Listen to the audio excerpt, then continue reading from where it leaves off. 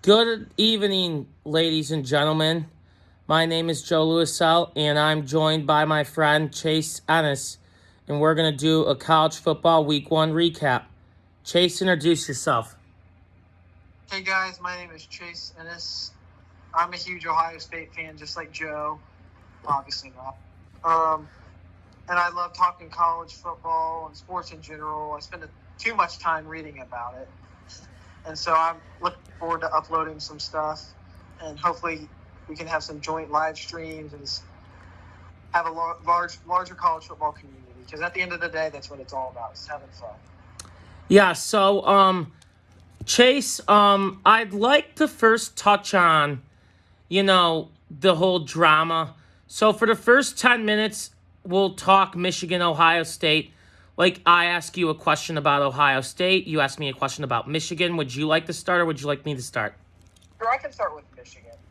I didn't get to catch the full game because I was watching the Iowa offensive juggernaut. Jesus Christ. But what is your opinion on JJ versus Cade?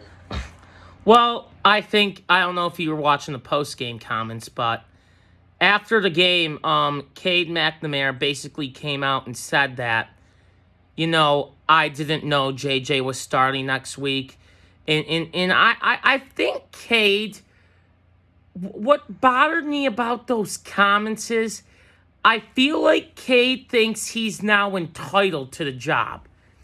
And he's not. I mean, all my Spartan friends, or Wolverine friends, whoever you ask, they're like, well, Joe, why do you want JJ so bad? Cade led him to the Big Ten championship last year. And I'm like, guys, Michigan won the Big Ten championship because of Hassan Haskins, the best O-line, and a very good defense. I feel like we won in spite of Cade, and if you watch the Georgia game, I know Georgia was playing their four-string guys last year in the playoff game against us, but I feel like JJ gives us more options in the pass game downfield, and he's more of a running quarterback too, so he can expand the offense and take it places where I don't think Cade can. And look, I'll always be grateful that Cade led us to the Big Ten championship and has a ring on his finger, but college football is a big boy business. And when Nick Saban benched Jalen Hurts for Tua Tagovailoa in the national championship game, Hurts was 25-2 as a starter.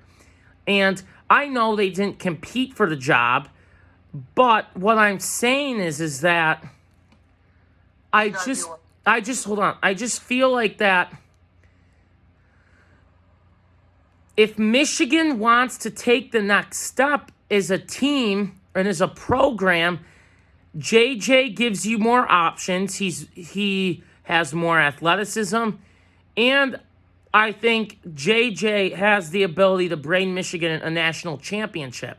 Whereas I think last year was Cade's ceiling. The highest Cade can do is win the Big Ten. Cade McNamara will never improve as a downfield passer. He's reached his ceiling.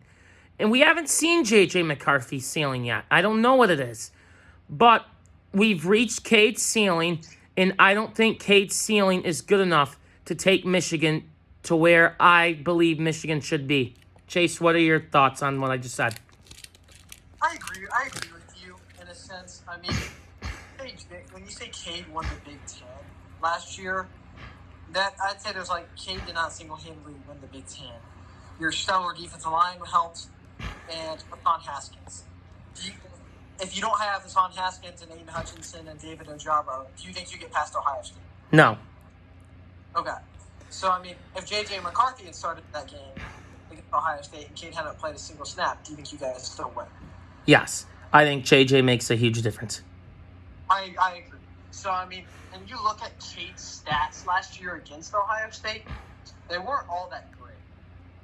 He threw that one terrible pick, and they threw the ball with him like 4 times the whole second half. Well, they didn't really need to because Hassan Haskins was tearing up the Ohio State defensive line. But that's a story for another day.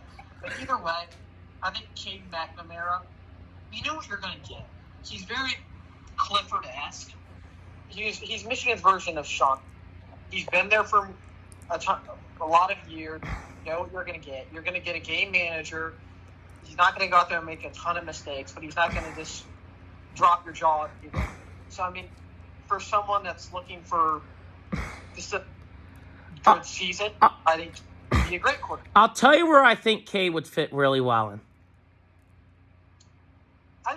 Where do you think Cade would fit well? Wisconsin.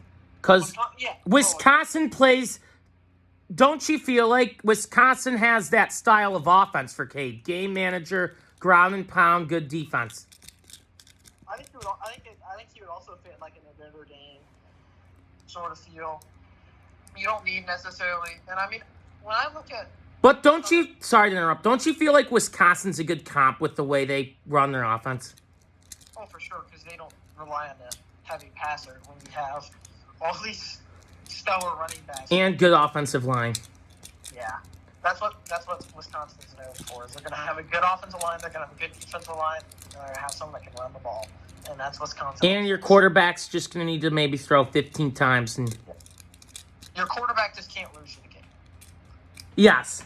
And Cade hasn't really lost Michigan any games. No. I mean, I think Cade, he's a good game manager. But if you're looking to take the next step, which, I mean, are you happy with, I mean, as a Michigan fan, you got to ask yourself, are you happy with making it to the playoffs and getting blown out by Georgia? With that, after what I saw last year's team do, I'm like, this team can win a national championship. I want a national championship. So you're not content with going and getting blown out? Nope. So in that case, you've given Cade his shot. Yeah. You know, we beat Ohio State. We won the Big Ten. I'm happy we did it last year. And no, just because I'm not... Hold on. I'm going to explain this to all you.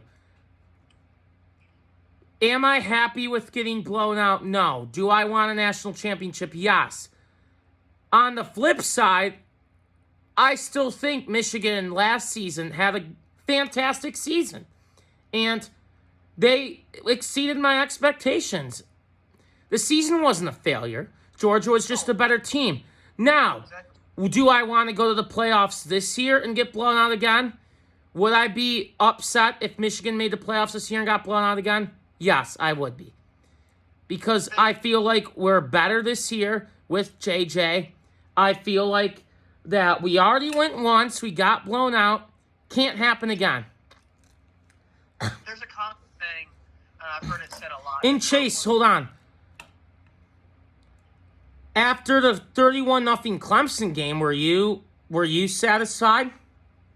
No, that's when Urban Meyer fired pretty much his whole offensive staff and brought in Ryan Day. Yep. So, and then the next time you played Clemson, you competed with them. Then the third time you played them, you beat them. Let's not talk about the second time. Oh, no, I'm just using an example how you compete with them the second, then you beat them the third time. Either way, I would love to match up with Clemson again. Good. Oh, so, all right. So now it's my turn to ask you Ohio State. Sure. This is an overreaction I'm seeing from TND on Instagram. Ohio State's offense is not what we thought it was. True or overreaction or not, Ohio State's offense will not be as good as last year. Is that an overreaction? That is an overreaction. I agree. So, and my reasoning is that when you lose 2 first-round wide receivers, it's not going to immediately be the same level. But you look at who they have to replace them with. They got Smith and Jigma. They've got Emeka Ibuka. They have Marvin Harrison Jr. I mean, the room is loaded. So, and they've got a good tight end in Kate Stover. They have that walk-on who really well gets their name, Xavier Johnson. Excuse me. So I mean, Ohio State's looking at wide receiver, and then they've got like a 5-star. He's coming this year. His name's Caleb Burton. He's young. So I mean, Ohio State's offense will be fine with wide receivers, right? When you don't put up the thing is if you don't put up like 400 yards receiving, you're at Ohio State now. Apparently, you're not a good unit. So I mean, I think the expectations are just a little skewed. Yeah. I mean, obviously replacing Olave and Wilson will be a tough ask. But I think 3 years down the road from now, we'll be having the same conversation about Luka and replacing Marvin Harrison Jr. So that's just the way it goes.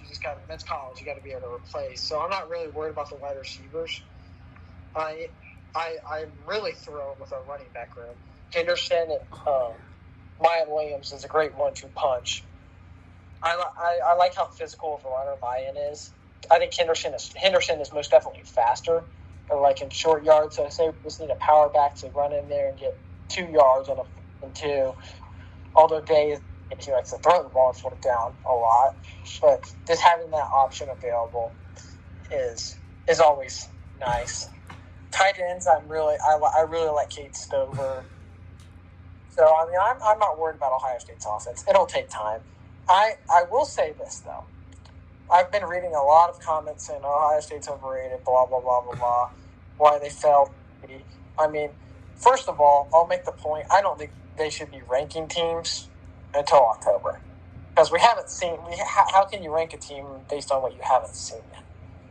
So I mean, all these rankings, and for any team, no matter what fan you are out there, if your team goes and they take care of business when the real rankings come out in November, your team will be rewarded. So don't put much stock into the coaches poll or the AP poll. It doesn't matter. I was happy with the way the game went down. People make the argument, well, you only won by 11. We beat a top 5 team by 11 points. I mean, what's so bad about that? I mean, the way the defense looked, and the defense was much improved. As I was super skeptical of the Ohio State defense last year, and Joe can attest to this. I was a harsh over the offseason. And what I said a lot is I said, I think they'll be better. I don't know how good they'll be. And then the first play came where they gave up like 50 yards. And I was super, super skeptical. I was like, oh, here we go again. I made the comment to my dad. And what I didn't realize at the time is that Josh Proctor, the person tackle, he didn't get to play practically the rest of the game. That was the punishment. You miss a play, and you're not going to get to play. I mean, I like that. I mean, I just feel that there's a sense of more competitiveness, just a hunger that hasn't been there. I really like the defensive line, and I'm just glad that Ohio State had a game where the defense was the one that had the offense back. Because in the last few years, every game Ohio State's played in, it's always been the offense has had to kind of bring up the defense and carry them along. Whereas Saturday night, the offense wasn't necessarily at its finest, but the defense would have their backs. So I think as an Ohio State fan, that was super refreshing. I would have rather, as an Ohio State fan, 21-10 the way we did, than won like a 49-30 game, because that would just be a repeat of last year. You just out-finesse. Okay, so I'm going to ask you another Ohio State question, and you can ask me a Michigan question. So we touched on Ohio State's offense, defense. I noticed something when I was watching the game Saturday night. Notre Dame, on the first couple series, were playing zone. Kind of like what Michigan did last year. Does it worry you that teams are now going to start playing zone against you guys because it worked for Michigan? So what I think Michigan did, and I mean, I know Gaddis touched on this, and these were painful comments to swallow. Gaddis made the comments that Ohio State was a finesse team, not a physical team. And I mean, last year, he was right. I mean, you just out-physical us. I mean, Ohio State has shown that they can out-finesse you. If you're going to try and put up 30 on Ohio State, they'll put up 50 on you. That's what they've done. But if you're just going to try and punch them in the mouth repeatedly, last year they'd shown that they were able to bounce back up from that. So I think Notre Dame came with the bet is that we're going to beat up the game, we're going to run the ball, and we're just going to smash it down your throat, and we're going to punch you in the mouth. And we're not going to let you hit the big home run. And so, I mean, I think a lot of teams are going to try and duplicate what Michigan did last year. And that's why I was so encouraged to see the running game play the way they did. And you didn't have to hit the home run every time. Just marching down methodically, being able to punch them back. So I was pretty happy with that. Do you think How important do you think it is that if teams play like that, it is for Ryan Day to establish the run game? I think the run game is huge for Ohio State because if you want to be totally dependent on Stroud, because I mean Stroud can go out there and he can throw the ball 50 times, however it needs to, how much it needs to win. But then the defense knows what you're doing, and they're not going to give up the Michigans and the Notre Dames and the teams that Ohio State's going to have to beat if they want to make a run at this thing. They're not just going to say, "Oh, we're just going to let you throw it 50 yards and let JSN run for a touchdown." You're going to have to slow make up ground. Northwestern plays a lot of zone. I know they're on Ohio State's schedule. I doubt they'll be able to duplicate what Notre Dame did, but you just got to be able to run the game. Because if you can run the ball, you have the run game going. It's hard to stop. You're two-dimensional. You have multiple options. I don't think Stroud is really a running threat, and he's kind of admitted to that. He said his job is to be there to throw the ball. I would like to see him run it when he's needed to, but we didn't really need him to. But having the run game, like you said, it's crucial. There's no way to sugarcoat that. You're starting from behind. You can't run the ball. All right, so let's do something. Let's do kind of like a blitz style where we just ask each other questions about things around the country. It can be about Michigan and Ohio State, but I also kind of want to expand our palette here nationally. So, want me to start first, or do you want to ask me first question? Well, I'd say the question that I want to ask first is, what were your thoughts on the game today night? I mean, what a game. On Sunday night? Sunday night, LSU versus Florida State. My thoughts are,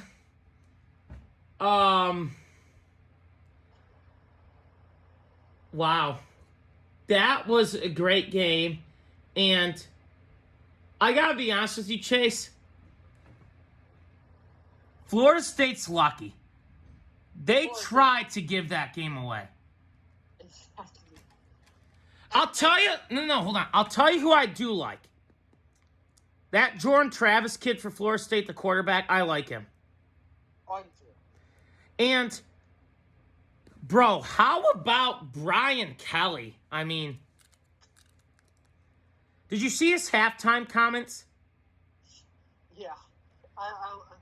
You gotta love Kelly. I mean, he's good at it. Dude, do you honestly think he realizes how much his comments could have an impact on his players?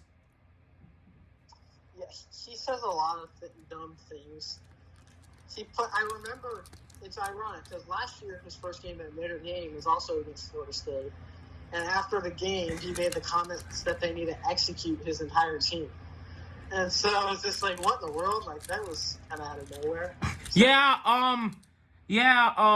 we couldn't play worse. I don't know if we can. I mean, it's only my first game here. It was one of those games where you're super glad that it's on and you're having a ton of fun watching it, but you're super glad it's not one of your teams. I'll tell you what.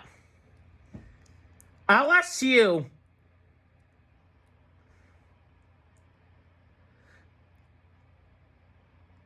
Keyshawn Bote. I don't know if you watched. Well, I'm sure you watched the whole game. He dropped a very catchable ball on third down. You don't remember that?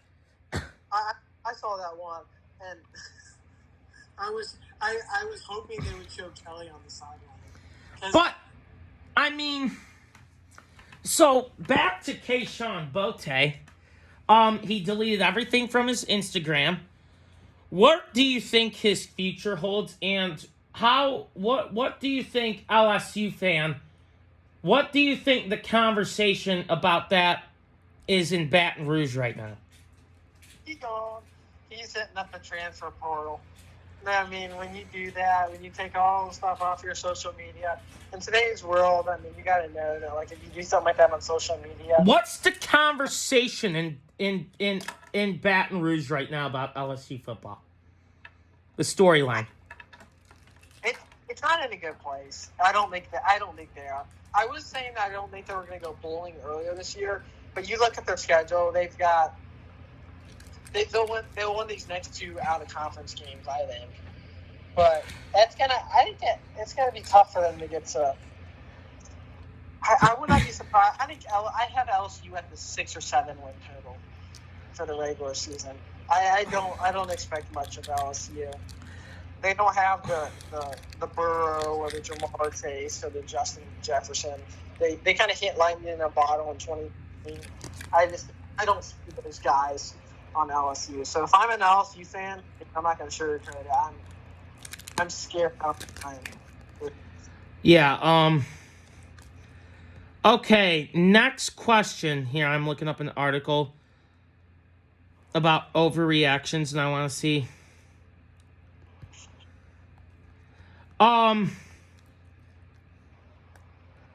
Okay, so you're an outsider, right? Correct.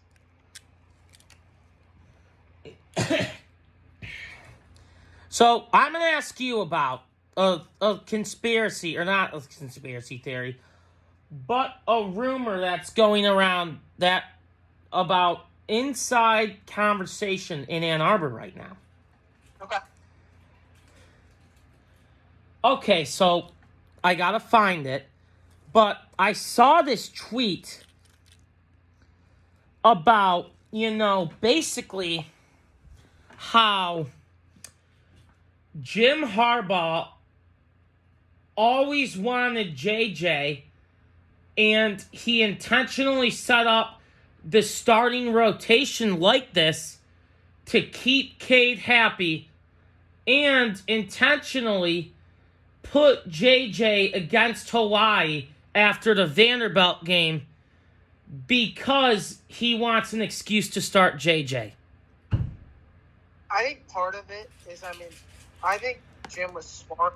If I was a Michigan fan, I'm at the point I want JJ to just come out and say JJ is the starter. Yep. However, but don't you, hold on, sorry.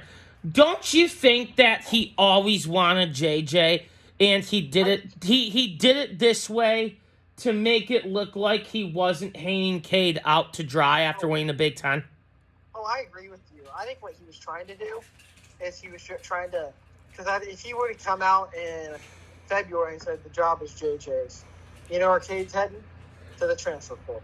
So I think that's such a big element in your mind. Like, how can we kind of pacify both players and kind of do some damage control? Because, obviously you want a good backup. And Cade McNamara is a great backup for Michigan. Yes. If JJ were to roll an ankle or something and they need Cade to come in there and win a game, he's shown he can do that. Yes. Did you watch that video I sent you? I saw some of it. I didn't finish it all. I was finishing up some stuff for school before. What the parts you did see? What did you think? I'm torn. I think some Michigan fans I think the fans that want Cade, I think they're just kind of stuck with the whole idea of what he did last year. Yeah. It's hard because the kid won you a Big Ten title. I kind of look at the same thing with the whole JT Barrett situation for Ohio State.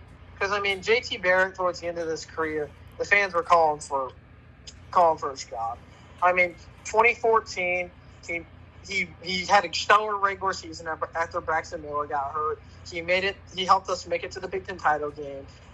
And then Cardale Jones on the run, whatnot. And then it was just, I think Urban Meyer felt a sense of obligation to JT Barrett for 2015, 2016, and 2017, even though they had an uber-talented Dwayne Haskins sitting there waiting.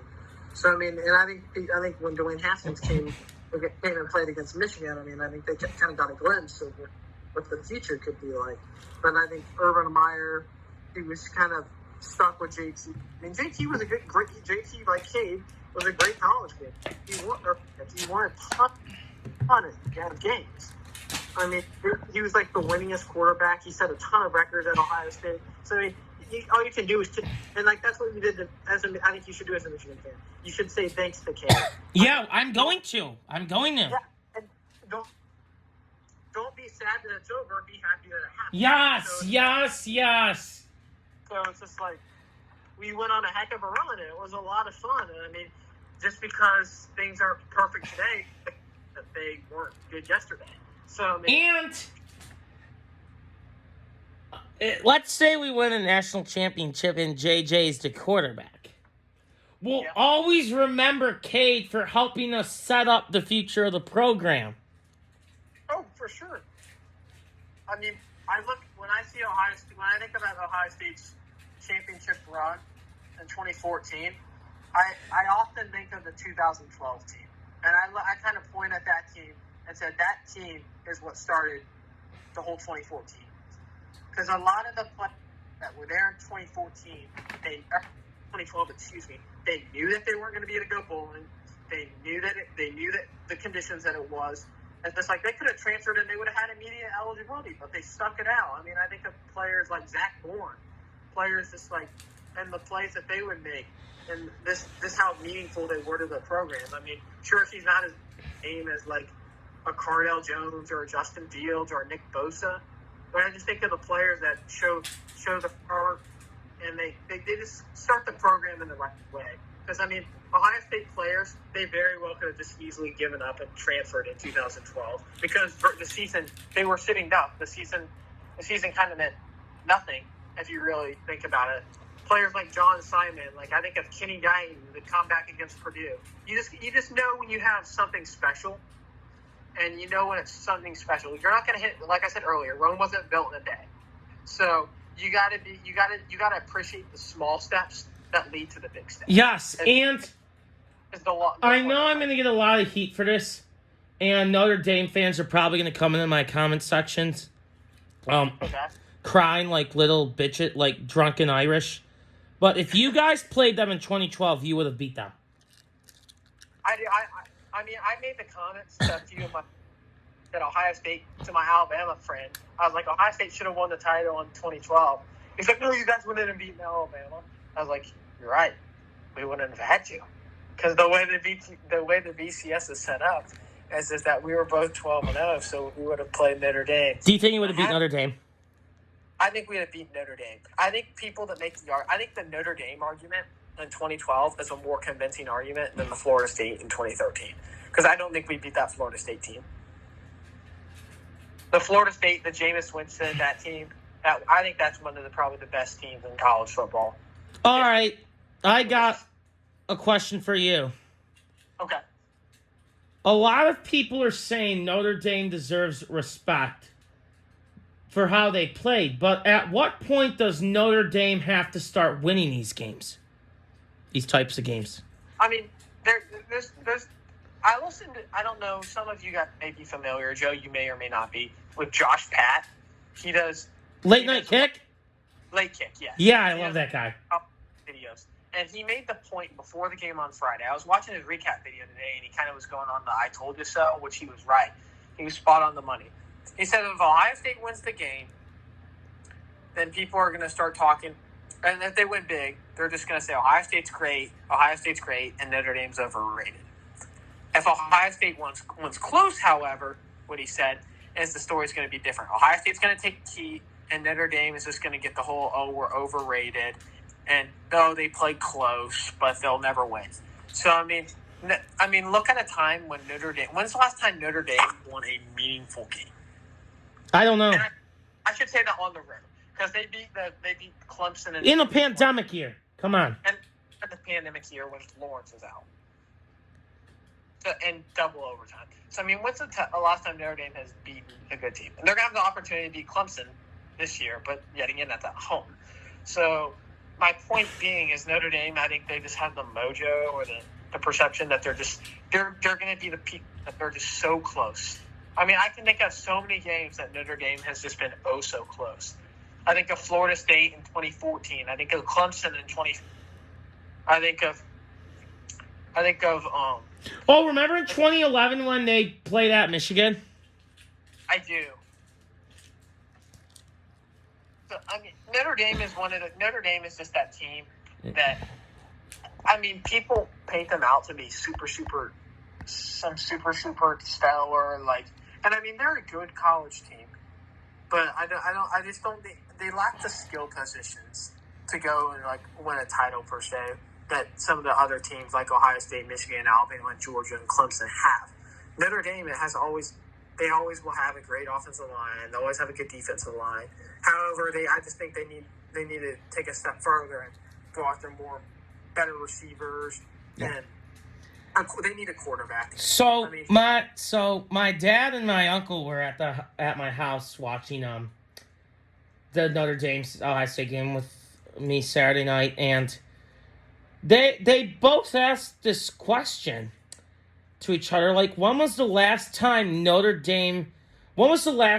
a great skill position player came out of Notre Dame? They've had a lot of great tight ends, but I mean, I wouldn't like a receiver. Who was the last great receiver to come out of Notre Dame? I couldn't tell you. I couldn't either. Tim Brown? Probably. That's probably right. I've been a college football fan for a long, long time. So my thing, and I'm gonna compliment the Irish as a Buckeye fan. Okay. Your season, people were saying, well, if you lose the game, you're out of the playoffs. And if you would have lost by 40, it would have been. You lost by 11 to the number at the time, two team in the country. That's UTSA, Chase. My point being, though, is if Notre Dame runs the table, they're going to have the schedule. They play at Clemson. They play a rigorous. No, you mean they play home to Clemson? Or they play home at Clemson. Excuse me. They got to go to USC. USC, which would be a big win. At North Carolina would be a big win. North Carolina, they almost got knocked off by the mighty Appalachian State. Oh, that game was incredible. That wasn't incredible. I was watching in the car on the way home from the Michigan game. That was unreal. You see, what I was doing is I had the Iowa game going on, and then I had that game going on. So it was just like, it was light years different. So you're watching like this insane offensive juggernaut battle, and the score finished like a basketball score. And then you're watching this Iowa game, and I mean, you throw that score on the TV, you would have thought they were playing baseball. So, Chase. Yeah. I'm going to say this, and I could be wrong. Michigan's going in the Kinnick and winning by 3 touchdowns. I agree. I mean, the thing that Michigan has lacked in the past, they've lacked like the skill players and the quarterback. Because I mean, the atmosphere is incredible. They're going to make it a hostile environment, but that can only do so much. Yeah, and now we have the quarterback in JJ. We have the skill people. So I mean, Michigan is. I mean, Iowa's defense. They're probably. How the hell is Iowa going to score on our defense? Yeah, I mean, Iowa's defense, I'm sure, will play well against Michigan. Yeah. Probably, but I mean, define well. What's the ceiling Iowa's defense gives up against Michigan? What's the ceiling?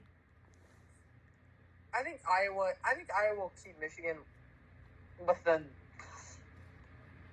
I want to say 30.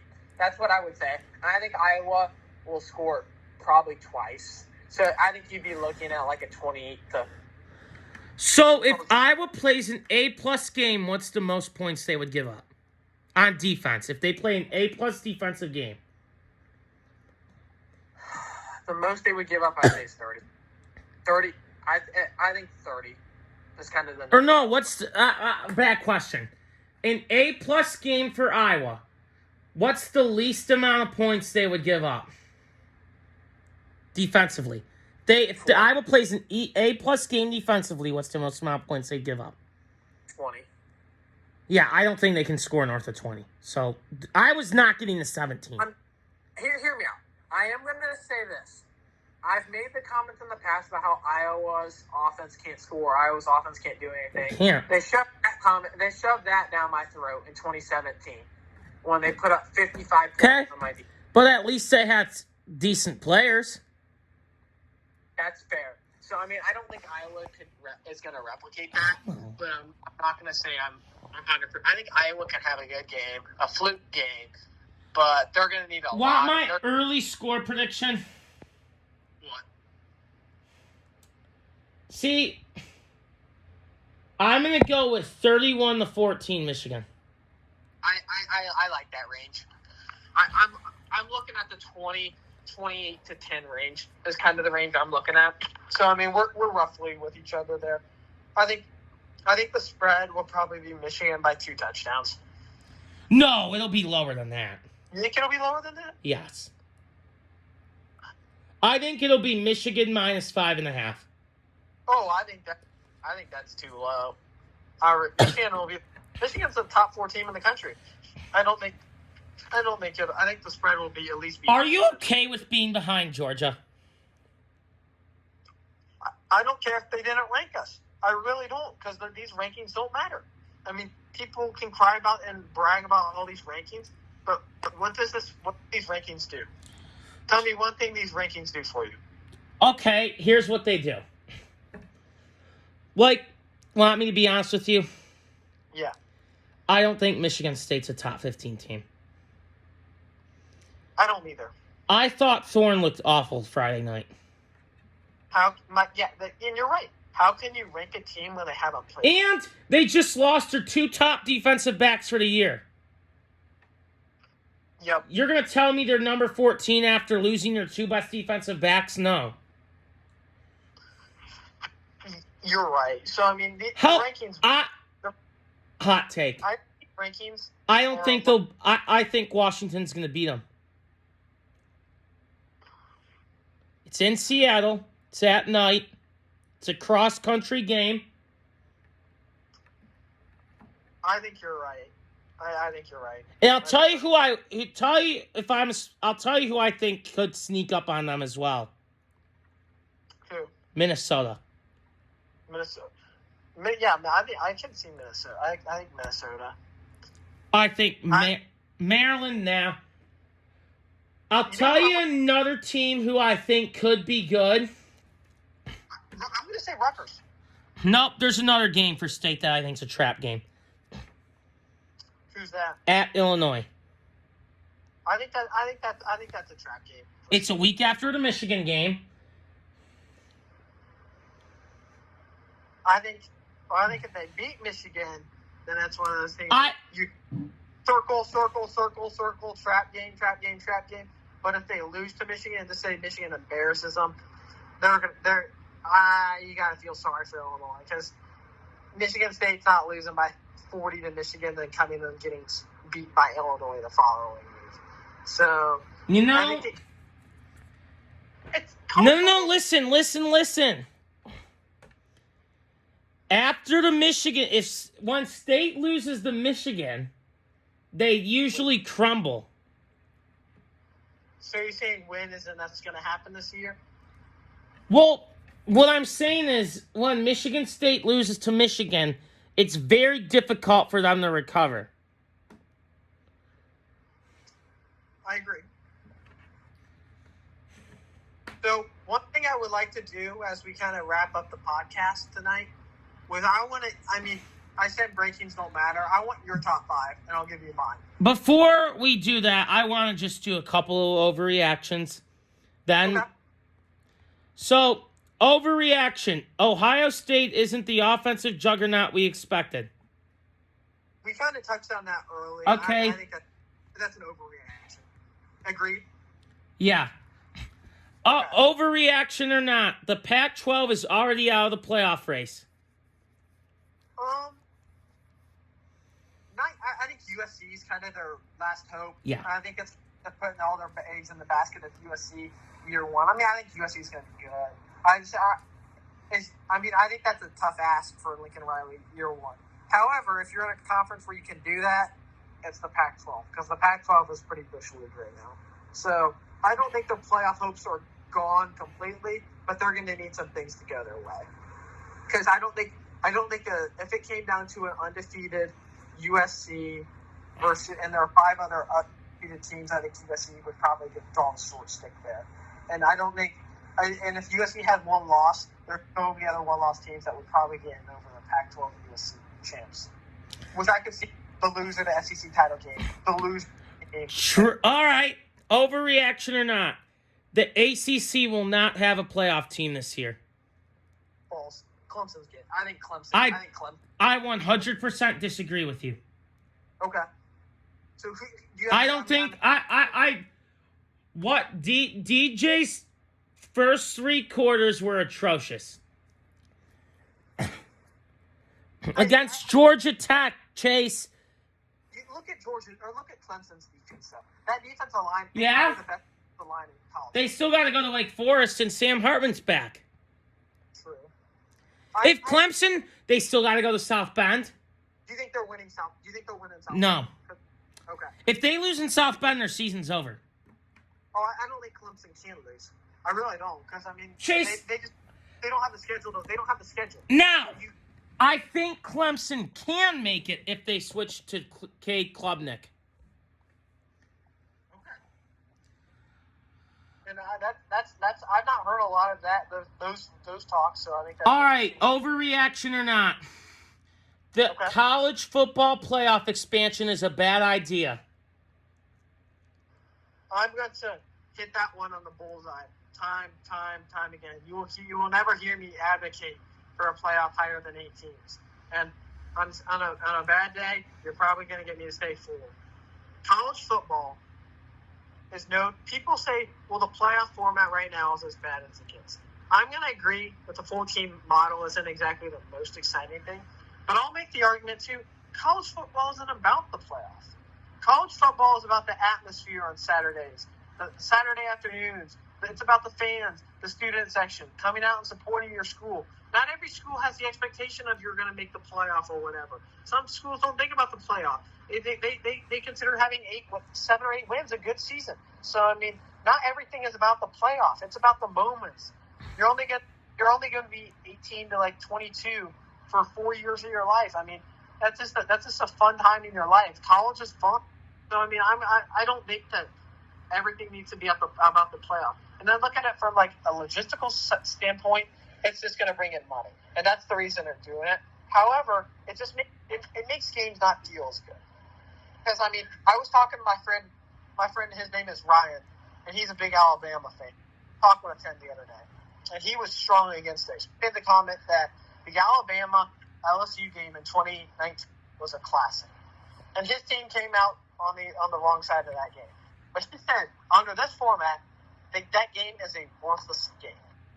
And I agree, because both teams aren't just going to go out and just lay it out all out in the line when they know they're both going to get in. Michigan versus Ohio State. I mean, now with the way it's going to work is they're going to play the game, then they're probably going to play again in the Big Ten title. So they've got 2 games. So, I mean, the stakes aren't as high because you can always just win the next one, and you're still going to be in the playoffs. I was looking at Ohio State, and you probably could pull up a number for Michigan. 16 out of the last 17 years, Ohio State would be in the college football playoff if it was a 12-team model. So Ohio State would have the luxury of being able to walk into South Bend and lose by 40 like they did, or walk into Iowa City and just lay it in. And college football is so great because every game matters. You can't lose. I mean, and the way the system is they reward you for a win. You can't lose a game. This isn't like the NFL where you're laughing after you lose a game, because there's always just another one. College football, your season is defined by the games you win and the moments. I mean, I just think that going to the 12th playoff takes away with that. However, I will make there's one thing I do like about the way it's set up. And you're probably going to agree with me, Joe, is I love the on-campus games. I love it. You love the what? The on-campus games. I love that. Yes. Yes, I love that. I can't wait for LSU to come up to Michigan in December. Oh, exactly. Because if you want the way it's set up, is that you have to win your conference title to be a top 4 team.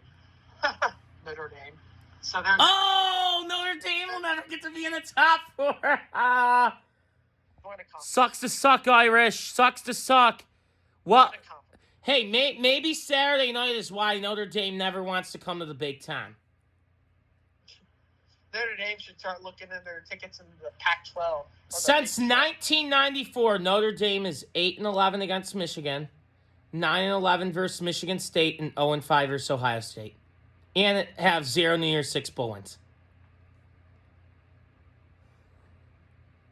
Yeah. So the point being is, I love the on-campus because I mean the way I look at it is probably the loser of the Ohio State Michigan game is going to be the 5 or 6 seed more years than not coming in the future, and so that game will consist of probably a number 5 or 6 Ohio State or Michigan taking on a Texas A&M and Auburn coming up to play in the big house when it's snowing in the winter.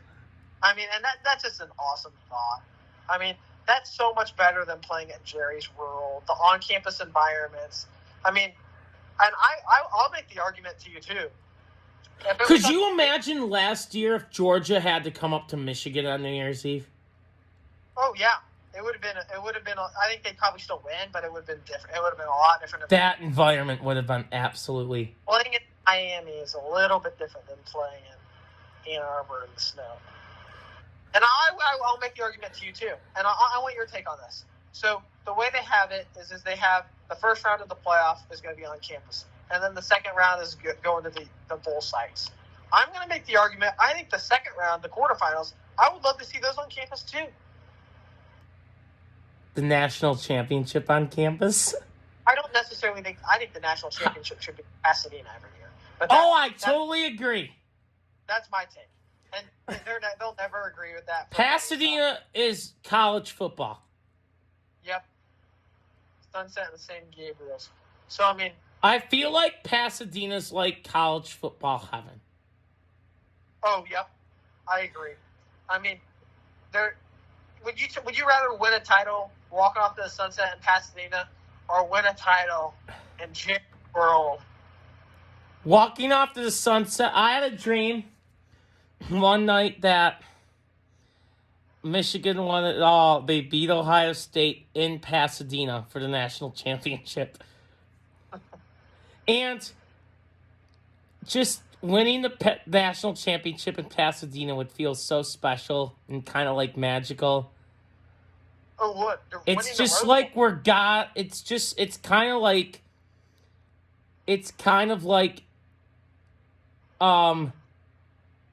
it's basically like heaven on earth. For college football, yeah. I mean, I feel like it's just a place where everything you've ever wanted just comes true there. So, I will say, I would like you to answer my question on that. Would you? I think the semifinals in the title game, I think they should be at a neutral site. I agree. But I think the quarterfinals, I would be cool with that being on the campus. Oh yeah. Like the semifinals, those need to be on. Oh, how about the Big Ten championship game? Best record hosts. Well, I'm a kid from Indy, and I like having it in my backyard, so I'm going to be a little biased and say that Indy's great. I mean, I don't think the conference would ever do that. Oh, Kevin Warren would never do something. I don't think they would do that. I mean, I will say this: if you're gonna have it in the city, have it. Just keep it in Indy. Don't go and play in New York or Los Angeles. Yeah, why would we play the Big Ten? Yeah, exactly. That's Big Ten country out there. Yeah, Big Ten country. Yeah, L.A. Woo, L.A. What a great city it is right now. L.A. Yeah. People come, they'll watch till halftime, and they'll leave. So, I mean...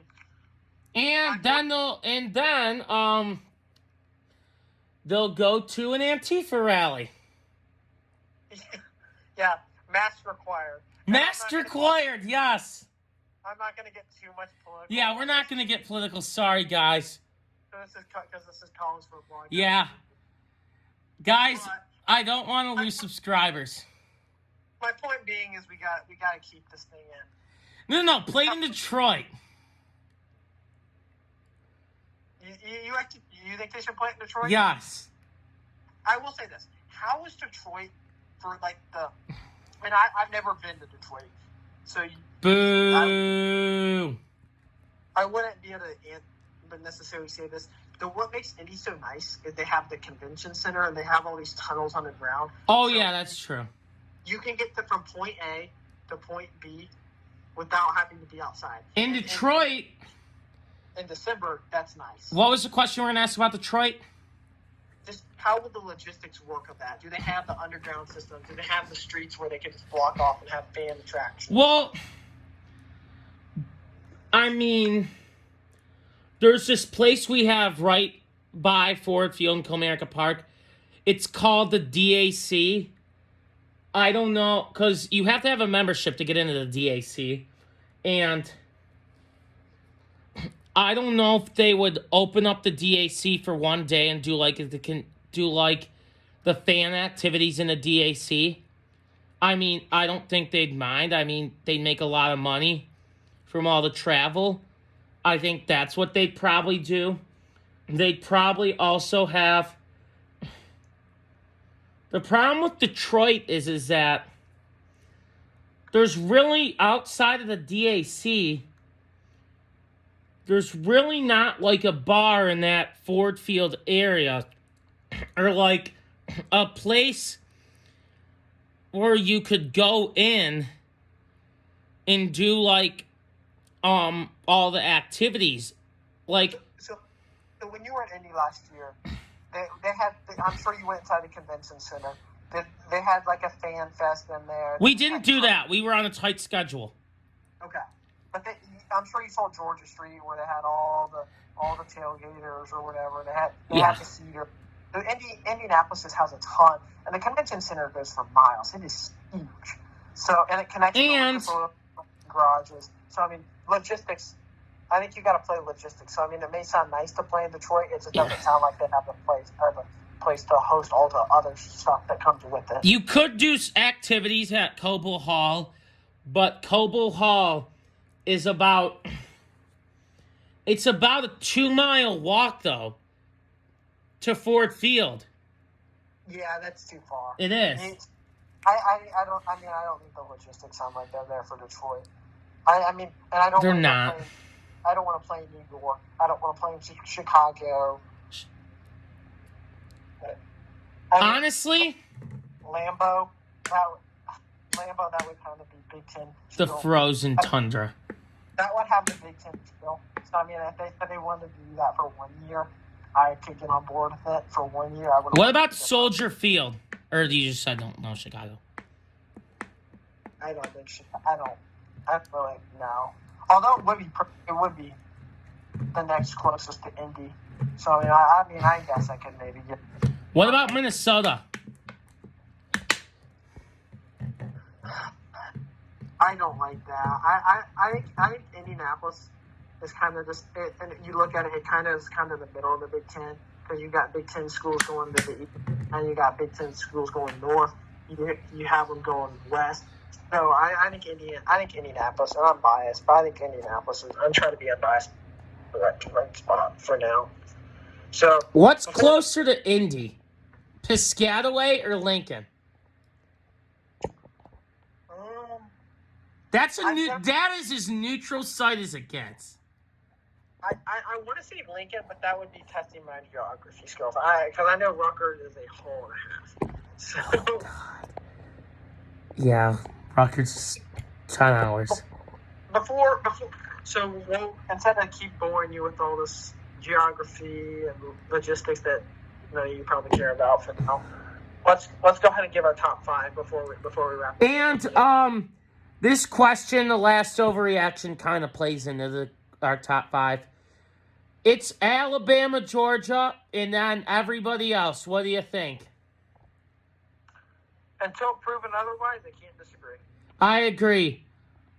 But I think you guys are part of that.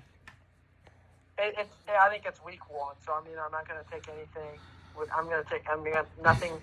Nothing matters yet because it's week 1. You know what week 1 means? It means there's 11 other games you got to play. And a lot can happen in games. I still think Stroud's better than Stenson. I do too. Teams can get better. So, all right, top 5. Alabama 1. Georgia. What? I might put Georgia ahead of Bama. Georgia 1. I put Georgia 1 for me too. Yeah. Georgia, Bama, OSU, Michigan,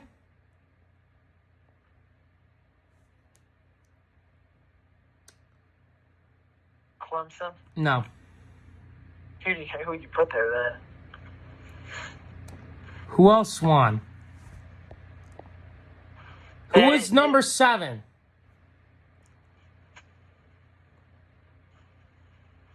Was it number 7? Utah? Oh, they lost, so no. It feels like, and I'm not gonna say A&M. What about Oklahoma? It feels like there's a gap, though. It feels like.